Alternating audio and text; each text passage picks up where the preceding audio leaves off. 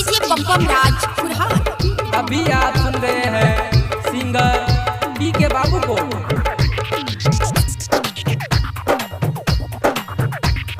दबना करा के कोई लहबी दे तर पे जवानी से जिया पे रोज।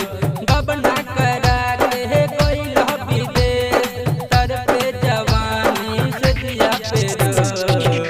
अब घर जल्दी बलम दी हो, अब घर जल्दी सजन जी हो, अब घर जल्दी बलम जी हो, अब घर जल्दी सजन जी हो। दबना करा के कोई लहबी दे तर पे जवानी से जिया पे रोज। दबना करा के कोई लहबी दे तर पे जवानी से जिया पे रोज। अब घर जल्दी बलम जी हो, अब घर जल्दी सजन जी हो, अब घर जल्दी बलम जी हो, अब घर जल्दी सजन जी हो, अब घर जल्दी बलम जी हो, अब घर जल्दी सजन जी हो।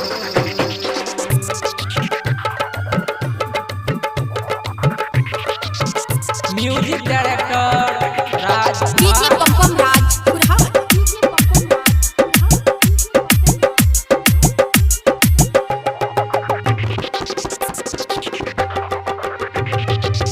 जब से गईला हमरा भूलैला कैला नाही याद हो,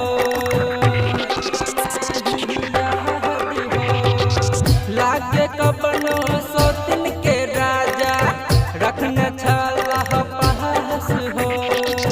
निक नहीं लागई हमरो हे राजा जल्दी घरे अब तू आजा। कहेली हम कनी बतिया तू सुनला, बतिया हो सुनला, बतिया हो सुनला।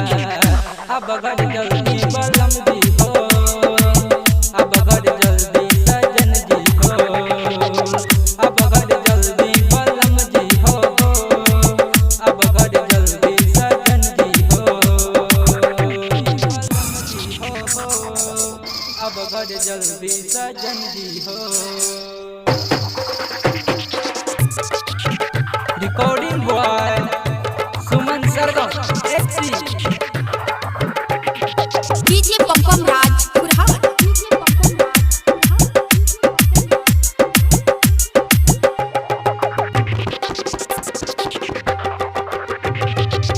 सैया सुमन समझा न कोनी हमरो फीलिंग हो, हमरो फीलिंग हो।